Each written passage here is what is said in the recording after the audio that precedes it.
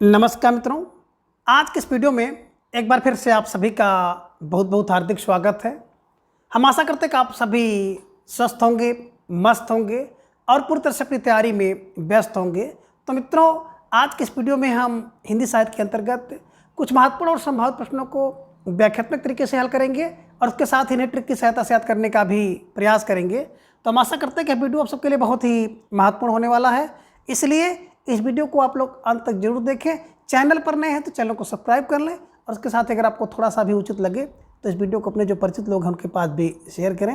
और इसके पूर्व की वीडियो में हम लोगों ने कुल 50 प्रश्नों को देखा था, तो आज के इस वीडियो में उसके आगे के प्रश्नों को हम लोग जानेंगे। तो जैसा कि स्क्रीन पर आप देख पा रहे हैं, प्रश्न संख्या 51, पियक्कड़, घुमक्कड़ तथा भुलक्कड़ में कौन सा प्रत्यय है? ए आकड़ प्रत्यय है, बी कड़ प्रत्यय है, सी अक्कड़ प्रत्यय है या डी ड़ा प्रत्यय है। तो धीरे धीरे ढेर सारे भाई बहनों का जवाब भी आगे से विकल्प सी को लॉक किया जाए। विकल्प सी अक्कड़ इज राइट आंसर, है ना। बात करें घुम में अक्कड़ लगेगा, घुमक्कड़ हो जाएगा। पी में अक्कड़ लग जाएगा, पियक्कड़ हो जाएगा।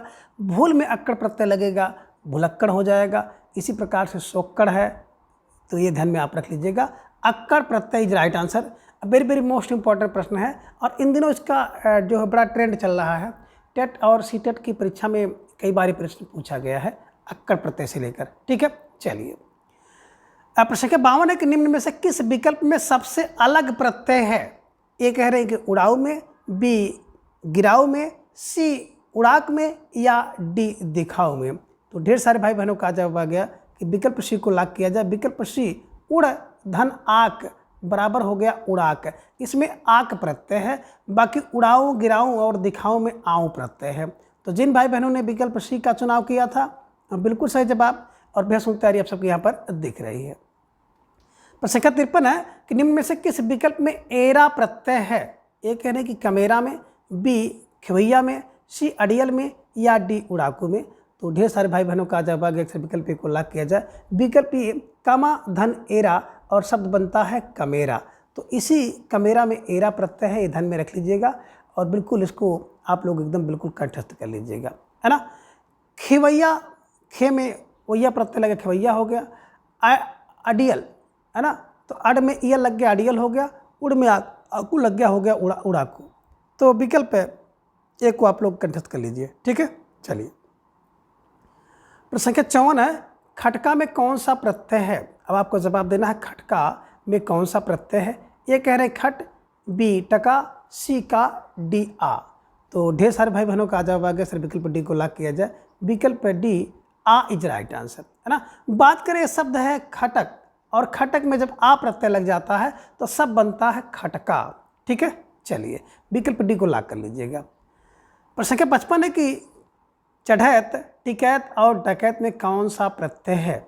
ए कह रहे हैं कि एत प्रत्यय है, बी एरा प्रत्यय है, सी यल प्रत्यय है या डी ता प्रत्यय है।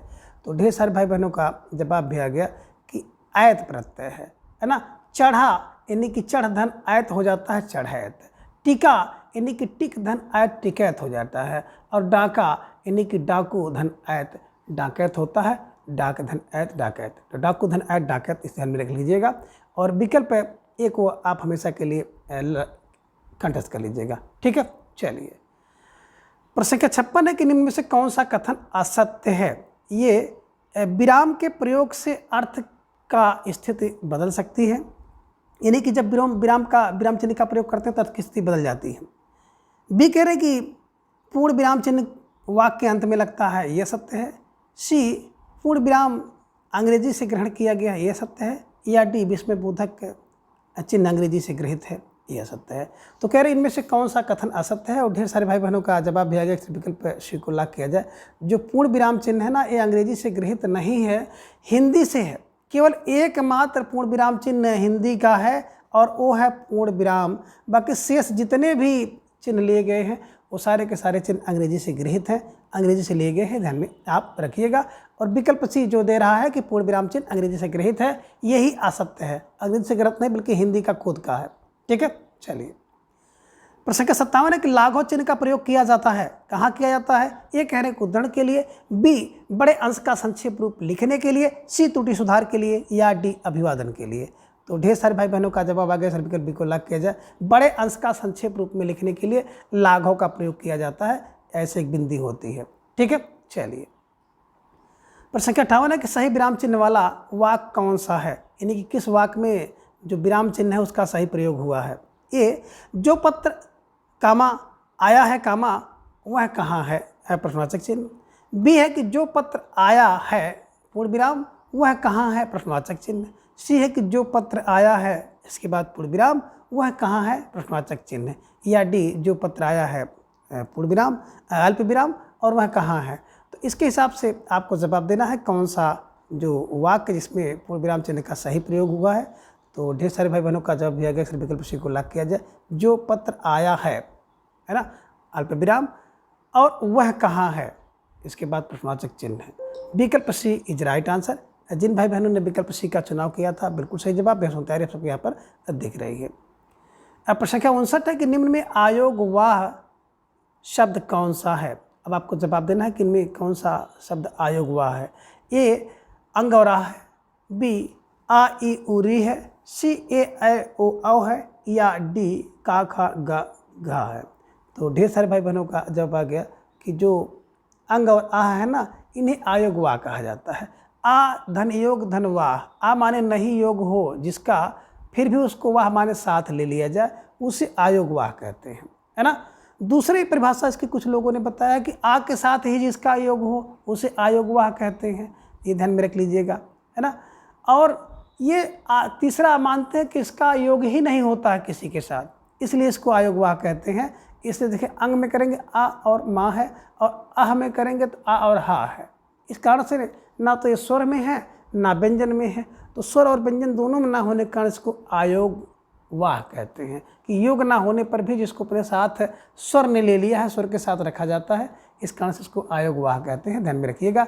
जिसमें एक अनुसार है अंग वाला और अह विसर्ग है, ये भी आप ध्यान में रख लीजिएगा। कभी कभी परीक्षा में इस प्रकार से भी प्रश्न पूछा गया है। ठीक है, चलिए अब प्रश्न का 60 है कि निम्न में अनुस्वार कौन है। लीजिए प्रश्न आ भी गया। ये कह रहे हैं कि री, बी अंग, सी अह, डी आ।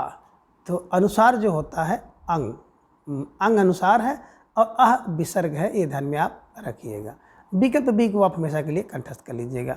ठीक है, चलिए प्रश्न संख्या 61 है कि निम्न में संगत विकल्प कौन सा है। अब इसमें कौन सा विकल्प है जो कि संगत है यानी कि सही है।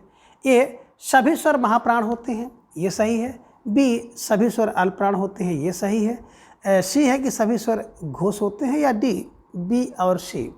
तो अगर आप ढंग से पढ़े होंगे तो बिल्कुल आप सही जवाब देंगे कि सर विकल्प डी को लॉक किया जाए। बी और सी इज राइट आंसर, है ना। मैंने आपको बताया था कि सभी स्वर अल्पप्राण और घोष होते हैं, सभी स्वर अल्प घोष होते हैं, सब मतलब स्वर अल्पप्राण होते हैं और घोष होते हैं, ये ध्यान में रखिएगा। मोस्ट इंपॉर्टेंट प्रश्न है, परीक्षा में पूछा जा सकता है। ठीक है, चलिए प्रश्न संख्या 62 है कि निम्न में विवृत स्वर कौन सा है।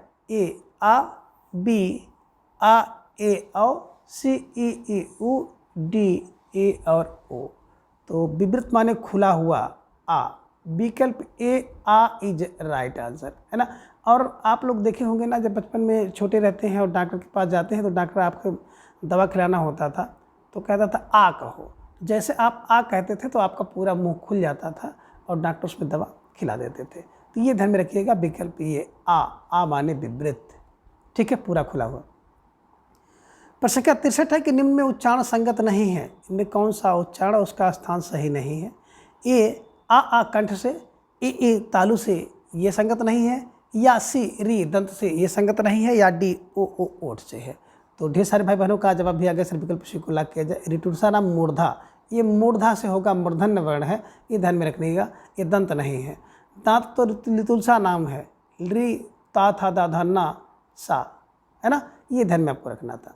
ठीक है, और बिल्कुल विकल्प सी को लॉक कर लीजिए। प्रश्न संख्या 64 है कि वे देवता नहीं हैं, संस्मरण किसका है। ये राजेंद्र यादव, बी रामेश्वर शुक्ल अंचल, सी अमृतलाल नागर और डी अगेव। तो ढेर सारे भाई बहनों का जवाब भी आ गया कि वे देवता नहीं हैं, वे राजेंद्र यादव हैं। वे देवता नहीं हैं, वो केवल राजेंद्र यादव हैं। तो ध्यान में रख लीजिएगा, राजेंद्र यादव को, है ना, बिल्कुल हमेशा के लिए दिमाग में बैठा लीजिए, उनका संस्मरण है, वो देवता नहीं केवल राजेंद्र यादव हैं।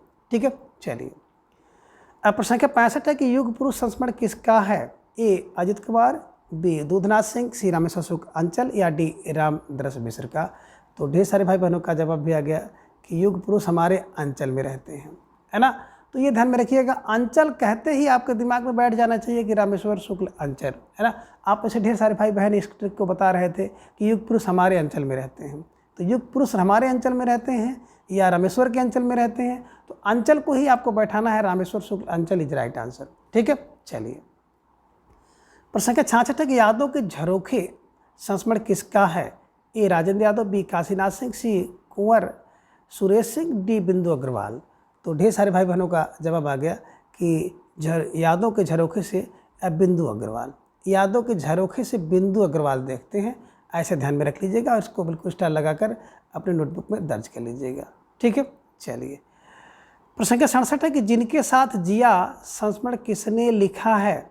ए कह रहे कमल किशोर गोयनका, बी अमृतलाल नागर, सी काशीनाथ सिंह या डी रामदरस मिश्र। तो प्रश्न संख्या 67 का जवाब भी आ गया कि जिनके साथ जिया ना, वो भैया हल्का फुल्का व्यक्ति नहीं है, वो अमृत का गागर है। जिनके साथ हमने जिया है वो अमृत का गागर है। तो अमृत का गागर का मतलब अमृतलाल नागर, ध्यान में रख लीजिएगा। और मैं जब भी अमृतलाल नागर जी को पढ़ाता हूँ या पढ़ता हूँ तो नागर जी को मैं गागर कहता हूँ। ठीक है, चलिए। तो मैं जिनके साथ जिया वो अमृत का गागर है। ठीक है, चलिए। प्रश्न संख्या 68 है कि सृजन का सुख दुख संस्मरण किसका है? ए रामेश्वर शुक्ल अंचल, बी अगे, सी प्रतिभा अग्रवाल, डी काशीनाथ सिंह। तो ढेर सारे भाई बहनों का जवाब भी आ गया कि जिन सृजन का सुख दुख वही व्यक्ति समझ सकता है जिसके अंदर प्रतिभा होगी, है ना। अगर आपके अंदर प्रतिभा है, प्रतिभा अगर आपके अंदर है तो सृजन का सुख दुख दोनों आप जान सकते हैं। प्रतिभा अगर आपके अंदर है तो सृजन का सुख दुख दोनों आप जान सकते हैं, ये ध्यान में रखिएगा। विकल्प सी को आप हमेशा के लिए कंठस्थ कर लीजिएगा। ठीक है, चलिए। प्रश्न संख्या 69 है कि लाहौर से लखनऊ संस्मरण के लेखक कौन हैं? ये प्रकाशवती पाल, बी गिरिराज किशोर, सी रविंद्र कालिया या डी देवेंद्र सत्यार्थी। तो लाहौर से लखनऊ संस्मरण के लेखक प्रश्न संख्या 69 का जवाब आ गया, प्रकाश और बत्ती की जरूरत पड़ती है। अगर आपको लाहौर से लखनऊ जाना है तो प्रकाश और बत्ती चाहिए। तो प्रकाश और बत्ती के मतलब प्रकाशवती पाल को ध्यान में रख लीजिएगा, स्टार लगा करके इन्हें अपने नोटबुक में दर्ज कर लीजिएगा। ठीक है, चलिए। प्रश्न संख्या 70 है कि निम्न में से विवेकी राय का रिपोर्टाज कौन सा है? ए जुलूस रुका है, बी बाढ़ बाढ़ बाढ़, या सी ए और बी दोनों, और डी है कि बंगाल का अकाल। तो ढेर सारे भाई बहनों का जवाब भी आ गया, सिर्फ विकल्प सी को लॉक किया जाए, ए और बी दोनों इज राइट आंसर, है ना। देखिए जुलूस रुक जाता है, जुलूस रुका है किसके लिए? क्योंकि विवेकी व्यक्ति जो होता है ना उसने जुलूस रोक लिया है। और बाढ़ बाढ़ बाढ़ अगर देख जाता है तो विवेक आपके अंदर आ जाना चाहिए, तो ध्यान में रख लीजिएगा। ठीक है, चलिए। प्रश्न संख्या 71 है कि निम्न में असंगत विकल्प कौन सा है? ए शिवदान सिंह चौहान और इनका जो रचना है लक्ष्मीपुरा की रचना है, बी रांगे राघव तूफानों के बीच फंसे, है ना, रांगे राघव, धर्मवीर भारती का प्लाट का मोर्चा है और राम कुमार वर्मा का पेरिस का नोट है। तो अब आपको देखना है कि किसका रिपोर्टाज कौन सा नहीं है, इसमें कौन सा असंगत है, यही आपको जवाब देना है। और ढेर सारे भाई बहनों का जब अगर विकल्प सी को लॉक किया जाए, धर्मवीर भारती का, है ना, युद्ध यात्रा इनके द्वारा लिखा गया, बिल्कुल आप कह सकते हैं कि रिपोर्टाज है ना। प्लाट की मोर्चा तो शमशेर बहादुर का है, शमशेर बहादुर सिंह का है। प्लाट के लिए मोर्चा कौन लेते हैं? शमशेर बहादुर सिंह लेते हैं। धर्मवीर भारती क्या करते हैं? बिल्कुल धर्मवीर भारती हैं, तो आप दिमाग में रख लीजिएगा कि युद्ध यात्रा करते हैं, धर्म के लिए युद्ध यात्रा, है ना, ये ऐसे क्लू बनाना है। शिवदान सिंह, शिवदान किया जाता है पूरी लक्ष्मी का, है ना। रांगे राघव तूफान के बीच में फंस गए थे। राम कुमार पेरिस के नोट, ध्यान में रख लीजिएगा, राम कुमार पेरिस के नोट रखते हैं। ठीक है, पेरिस का नोट कौन रखता है? बोले राम कुमार। ठीक है, चलिए। संख्या 72 है कि निम्न रचनाकार को सही क्रम में मिलान करिए। तो सामने देख रहे हैं ये के सामने है फणेश्वरनाथ रेणु, यानी बंगाल का अकाल, सामने फणेश्वरनाथ रेणु। क्षण बोले कण मुस्काए निर्मल वर्मा, नेपाली क्रांति की कथा कन्हैयालाल मिश्र, और प्राग एक स्वप्न प्रकाश चंद्रगुप्त का है। तो इसके हिसाब से आपको मिलाना है। और बात करें बंगाल का अकाल, तो सब लोग जान रहे हैं कि प्रकाश चंद्रगुप्त, जब बंगाल में अकाल आता है तो प्रकाश गुप्त हो जाता है, बिल्कुल 1 का 4। क्षण बोले कण मुस्काए जब कन्हैया लाल आए, तो बी का तीसरा कन्हैया लाल मिश्र है। बात करें हम लोग नेपाली क्रांति की कथा, तो नेपाली क्रांति की जो कथा होती है ना, वो ऐसे वैसे नहीं होती है। आपने देखा 4 A का 4 B का 3। अब नेपाली क्रांति की जो कथा होगी वो कैसी होगी, बिल्कुल रेणु, है ना। नेपाली क्रांति की कथा रेणु। और प्राग एक स्वप्न निर्मल होता है। प्राग में अगर एक सपना देखेंगे तो निर्मल हो जाएगा। 4, 3, 1, 2 इज राइट आंसर। जिन भाई बहनों ने विकल्प बी का चुनाव किया था, बिल्कुल सही जवाब। बेसुध तैयारी आप सबके यहाँ पर दिख रही है ना। अब देखिए, बंगाल में काल आता है तो प्रकाश गुप्त हो जाता है, प्रकाश चंद्र गुप्त का है। क्षण बोले कण मुस्काए जब कन्हैया लाल आए, कन्हैया लाल मिश्र का है। नेपाली क्रांति की कथा रेणु, नेपाली क्रांति की कथा रेणु, रेणु, है ना। और प्राग एक स्वप्न निर्मल, ठीक है। चलिए, प्रश्न संख्या 73 कि प्रकाश चंद्र गुप्त का रिपोर्टाज कौन सा है। ए स्वराज्य भवन है, बी अल्मोड़े का बाजार है, सी बंगाल का अकाल है, या डी उपयुक्त सभी है। तो ढेर सारे भाई बहनों का जवाब भी आ गया। अक्सर विकल्प डी को लॉक किया जाए। उपयुक्त तो सभी यानी कि सरकारी जवाब इज राइट आंसर, है ना। स्वराज्य भवन प्रकाश चंद्र गुप्त का है, अल्मोड़े का बाजार प्रकाश चंद्र गुप्त का है, और बंगाल का अकाल आता है तो प्रकाश गुप्त हो जाता है, प्रकाश चंद्र गुप्त का है, ठीक है। चलिए, प्रश्न संख्या 74 है कि निम्न में सती कुमार का रिपोर्टाज कौन सा है। ये कह रहे कि युवराज की यात्रा, बी है क्या हमने कोई षड्यंत्र रचा था, सी क्रांति करते हुए आदमी को देखना, या डी युद्ध यात्रा। तो प्रश्न संख्या 74 का जवाब भी आ गया कि क्या हमने कोई षड्यंत्र रचा था सती के लिए, सती होने के लिए क्या हमने कोई षड्यंत्र रचा था। तो ऐसा आपको क्लू बनाना है कि सती होने के लिए क्या हमने कोई षड्यंत्र रचा था, यानी कि सती कुमार को ध्यान में रखिएगा, क्या हमने कोई षड्यंत्र रचा था, इनके द्वारा लिखा गया रिपोर्टाज है, ठीक है। चलिए, प्रश्न संख्या 75 है कि निम्न में शमशेर बहादुर सिंह का रिपोर्टाज कौन सा है। अब आपको जवाब देना है। ये कह रहे कि क्षण बोले कण मुस्काए है, बी प्लाट का मोर्चा है, सी पेरिस के नोट हैं, या डी मुक्ति फौज है।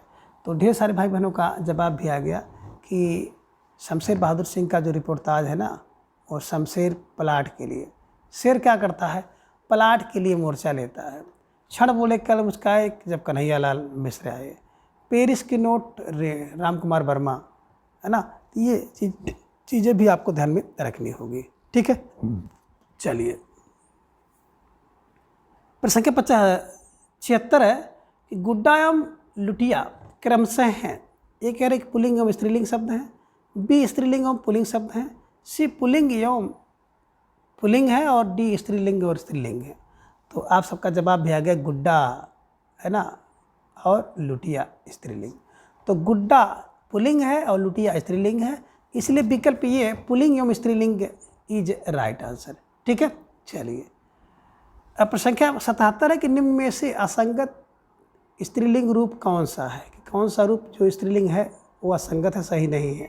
ये कह रहे कि नर का नारी ये संगत है, बी देव का देवी ये संगत है, सी कह रहे गोप का गोपा ये संगत है, या डी मेढक का मेढकी। तो ढेर सारे भाई बहनों का जवाब भी आया। विकल्प सी को लाख किया जाए। गोप का गोपी होता है या गोप का गोपिन होगा, ये ध्यान रखिएगा। गोप का जो स्त्रीलिंग रूप कभी भी गोपा नहीं होता है, यही असंगत था। तो जिन भाई बहनों ने विकल्प सी का चुनाव किया था, बिल्कुल सही जवाब। अब बेहद सुंदर तैयारी आप सबके यहाँ पर दिख रही है, निश्चित रूप से आप सब बधाई के पात्र हैं। प्रश्न संख्या 78 है कि निम्न में माँ का पुल्लिंग शब्द होगा। अब माँ का पुल्लिंग क्या होगा। ये कह रहे कि माता, बी औरत, सी बाप, डी मर्द। तो भैया माँ का क्या होगा, आपको जवाब देना है प्रश्न संख्या 78 का। और विकल्प सी माँ का बाप होता है, और बाप का स्त्रीलिंग माँ होता है, ध्यान में आप रख लीजिएगा, ठीक है। चलिए, प्रश्न संख्या 79 है कि दामाद का स्त्रीलिंग रूप क्या होगा। ये कह रहे कि जमाता है, बी दमादी है, सी बेटा है, या डी बेटी है। तो ढेर सारे भाई बहने का जवाब आगे सर विकल्प डी को लॉक किया जाए। दामाद का बेटी होता है, ये ध्यान में आप रख लीजिएगा, ठीक है। चलिए, प्रश्न संख्या 80 के निम्न में से किस शब्द का स्त्रीलिंग रूप अशुद्ध है। वर का वधू यह शुद्ध है, बेटा का माँ यह शुद्ध है, पुत्र का कन्या है ये स्त्रीलिंग रूप अशुद्ध है, मर्द का औरत स्त्रीलिंग रूप है, यह संगत है। तो आपको जवाब देना है कि कौन सा इसमें अशुद्ध है। और धीरे धीरे ढेर सारे भाई बहनों का जवाब भी आ गया कि सर विकल्प बी को लॉक किया जाए, है ना। जो बेटा है ना, तो बेटा का स्त्रीलिंग होता है बेटी और बेटी का पुल्लिंग होता है बेटा। तो विकल्प बी इज राइट आंसर। जिन भाई बहनों ने विकल्प बी का चुनाव किया था बिल्कुल सही जवाब। भैंसुर तैयारी आप सबके यहाँ पर दिख रही है। प्रश्न संख्या 81 है कि निम्न में से एक विकल्प असंगत है, चयन कीजिए। ये कह रहे हैं कि संस्कृत के वे शब्द जो क्यों कहते हैं बिना परिवर्तन के हिंदी में आए उन्हें तत्सम कहते हैं, यह संगत है। बी संस्कृत के वे शब्द जो परिवर्तन यानी कि बदल कर बने उन्हें तद्भव कहते हैं, यह संगत है। सी कह रहे हैं कि तद्भव संस्कृत का बदला हुआ रूप है और तत्सम संस्कृत का बदला हुआ रूप है। अब इसमें कह रहे हैं कि कौन सा असंगत है। तो देखिए बात करते हैं ना, तो जो तद्भव है ये तद्भव संस्कृत का बदला हुआ रूप है और तत्सम संस्कृत का बदला हुआ रूप नहीं है, है ना। तो यही है कि तत्सम जो है संस्कृत का बदला हुआ रूप नहीं है, ये ध्यान में रखिएगा, नहीं है बल्कि संस्कृत का शब्द ही होता है। तो प्रश्न संख्या 81 का जिन भाई बहनों ने विकल्प डी का चुनाव किया था बिल्कुल सही जवाब। भैंसुर तैयारी आप सबके यहाँ पर देख रही है। संस्कृत के वे शब्द जो देव के त्यों ले लिए जाते हैं उसे तत्सम कहते हैं। संस्कृत के शब्द जो परिवर्तन या विकार द्वारा तो तद्भव होते हैं, तो तद्भव संस्कृत का बदला हुआ रूप है और तत्सम संस्कृत का बदला हुआ रूप नहीं है। ठीक है, विकल्प डी इज राइट आंसर। प्रश्न संख्या 82 है कि निम्न में से कौन सा शब्द तद्भव नहीं है। ये कह रहे कि 18, बी 88, सी अटारी या डी यकल। तो आप कह रहे कौन तद्भव नहीं है। बात करें 18 की तो 18 से होता अष्टादश, 88 का होता अष्टा इति, अटारी का होता अट्टालिका, यकल का होता है, बिल्कुल ध्यान रख लीजिएगा, यकल शब्द जो है आपका ना ये तत्सम शब्द है ना, तत्सम शब्द है और इसका तद्भव रूप होता है अकेला। तो विकल्प डी को आप लोग ध्यान से रख लीजिएगा। ठीक है, चलिए। प्रश्न संख्या 83 है कि अछवाट किस शब्द का तत्सम रूप है। ये कह रहे कि अखरोट का, बी अखाड़ा का, सी आषाढ़ का, डी बरबत का। तो ढेर सारे भाई बहनों का जब आ गया कि अछवाट की बात करते हैं ना, तो अछवाट का मतलब होता है विकल्प B akhara is right answer. ठीक है, चलिए। प्रश्न संख्या 84 है कि अमोल का तत्सम रूप है। ये कह रहे हैं कि अनमोल, बी अमूल्य, सी बिनमोल, डी बहुमूल्य। तो अमोल का जो शुद्ध रूप बनेगा अमूल्य बनेगा। कहते बहुत अमोल है, तो बहुत अमोल का मतलब बहुत अमूल्य है, ये ध्यान में आपको रखना होगा। ठीक है, चलिए। प्रश्न संख्या 85 है कि निम्न में से कौन सा एक विकल्प सही नहीं है। अब इनमें कौन सा विकल्प है जो कि सही नहीं है। ये अढ़ाई, सामने अर्धपूरक, अंडी रंडी, अंगुली अंगुली, अंगूठा का अंगुष्ठ होता है। तो आपको जवाब देना कौन सा विकल्प सही नहीं है, यानी कि उसका जो तत्सम रूप है वो गलत है। तो बिल्कुल विकल्प ए में देखेंगे अढ़ाई। अढ़ाई का अर्धपूरक की बात करते थे तो अधूरा का है ना। अढ़ाई का जो तत्सम रूप होता है वो बिल्कुल आप ध्यान में रख लीजिएगा, है ना, कि विकल्प यहाँ पे देखेंगे अर्ध तृतीय होना था। अर्ध तृतीय, आधा कम है, तृतीय माने 3 में, उसे अढ़ाई कहते हैं। अर्धपूरक तो अधूरा का तत्सम रूप है, ध्यान में रखिएगा। अंडी का रंडी, अंगुली का अंगुली, अंगूठा का अंगुष्ठ होता है, बिल्कुल सही है। प्रश्न संख्या 86 है कि पहाड़ के ऊपर की समतल भूमि को क्या कहते हैं। ये उपत्यका, बी उपकृत, सी उक्षिप्त, डी आदित्यका। तो ढेर सारे भाई बहनों का जवाब आ गया कि आदि माने होता है श्रेष्ठ या ऊपर, तका अधित्यका, यानी कि पहाड़ के ऊपर की जो समतल भूमि होती है उसे अधित्यका कहते हैं। और इसका विलोम शब्द होता है उपत्यका, यानी कि पहाड़ के नीचे की जो समतल भूमि होती है उसे उपत्यका कहते हैं। उपकृत माने जिस पर उपकार किया गया हो और उक्षिप्त माने ऊपर की ओर फेंका हुआ। तो विकल्प डी को आप लोगों को बिल्कुल सही करना है। ठीक है, चलिए। प्रश्न संख्या 87 है जो बहुत कठिनाई से समझ में आता है। ये कह रहे हैं कि दुर्बोध, बी दुर्भगा, सी दुर्भिक्ष या डी दुर्निवार। तो प्रश्न संख्या 87 का जवाब भी बहुत तेज़ी के साथ आएगा। जो बहुत कठिनाई से, है ना, समझ में आया उसे कहते हैं दुर्बोध। दुर माने कठिनाई से, बोध माने बोध हो या समझ में जो आए, उसे कहते हैं दुर्बोध। ठीक है ना। चलिए, प्रश्न संख्या 88 है कि असंगत विकल्प कौन सा है। अब आपको जवाब देना है। ये कह रहे हैं कि जिसको लांघना या पार करना कठिन हो उसे दुर्लभ कहते हैं, ये संगत है। बी, जिसको कठिनाई से वहन किया जा सके उसे कहते हैं दुर्वह। सी है कि जिसमें खराब आदत उसे दुर्व्यसनी कहते हैं। या डी, जो काम कठिन हो उसे सुलभ कहते हैं। तो कह रहे कौन इसमें असंगत है, यानी कौन सही नहीं है, उसी का जवाब आपको देना है। और ढेर सारे भाई बहनों का जवाब भी आ गया। सिर्फ विकल्प डी को लॉक किया जाए। जो काम करना कठिन हो उसे दुष्कर कहते हैं, उसे दुष्कर कहते हैं, ध्यान में रखिएगा। उसे सुलभ नहीं कहते। सुलभ माने जो काम करना आसान हो। ठीक है। चलिए, प्रश्न संख्या 79 है कि सदा प्रसन्न रहने वाला या कला प्रेमी नायक है।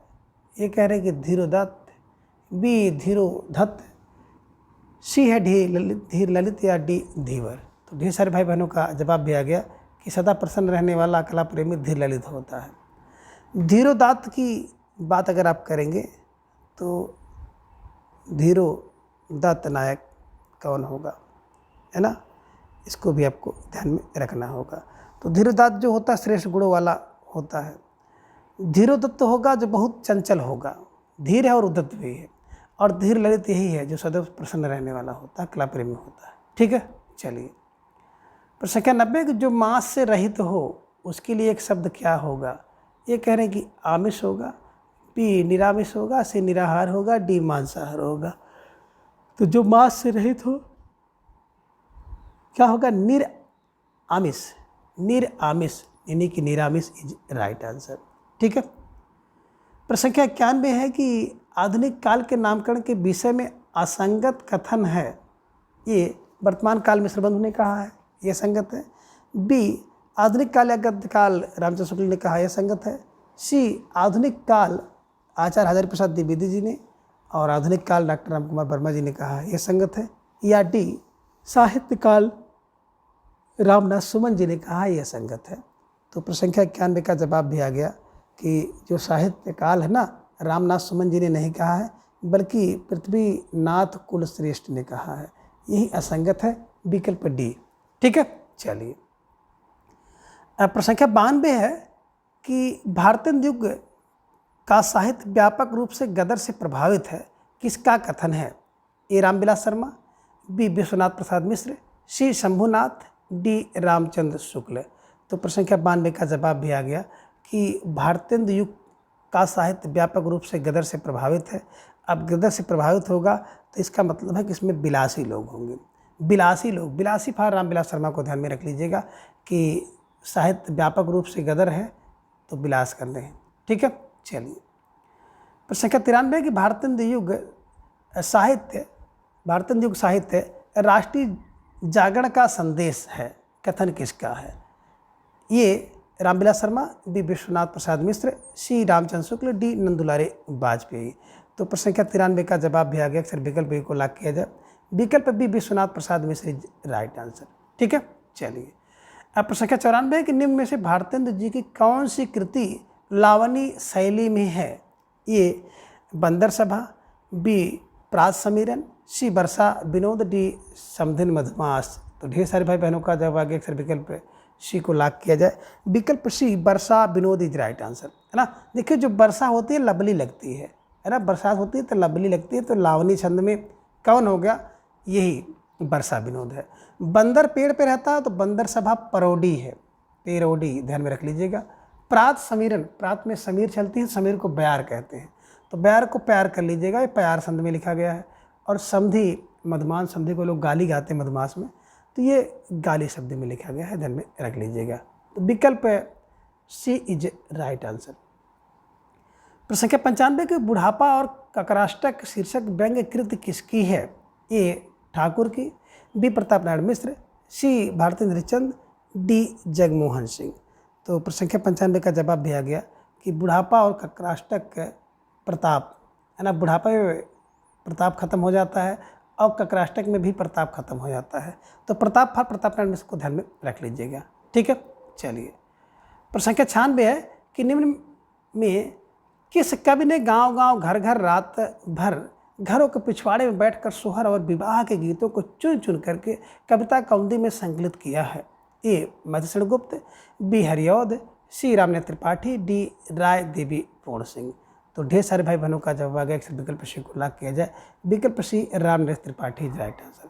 देखिए जो नरेश टाइप का व्यक्ति होगा ना, उसे अगर गीत लिखना होगा तो पछवाड़े में छिप छिप करके गीत लिखेगा। ठीक है, चलिए। प्रश्न संख्या 97 की कालिदास कृत मेघदूत का धराधर धावन शीर्षक किस कवि ने पद्यबद्ध अनुवाद किया है? ये कह रहे हैं कि नाथूराम शर्मा शंकर ने, बी राय देवी पूर्ण सिंह ने, सी रामनेत्र त्रिपाठी, डी मधुसूदन गुप्त। तो ढेर सारे भाई बहनों का जवाब भी आ गया कि सर विकल्प बी को लॉक किया जाए, राय देवी पूर्ण इज राइट आंसर, है ना। मेघदूत का धराधर धावन से शीर्षक से राय देवी पूर्ण ने लिखा है, ध्यान में रखिएगा। ठीक है, चलिए। प्रश्न संख्या 98 कि देशभक्त वीरों मरने से नेक नहीं डरना होगा, प्राणों का बलिदान देश की बेदी पर करना होगा, पंक्ति किसकी है? ए नाथूराम शर्मा शंकर की, बी राय देवी प्रसाद पूर्ण की, सी रामनेत्र त्रिपाठी की, डी मधुसूदन गुप्त की। तो प्रश्न संख्या 98 का जवाब भी आ गया कि विकल्प ए को लॉक किया जाए, Nathuram Sharma Shankar is right answer.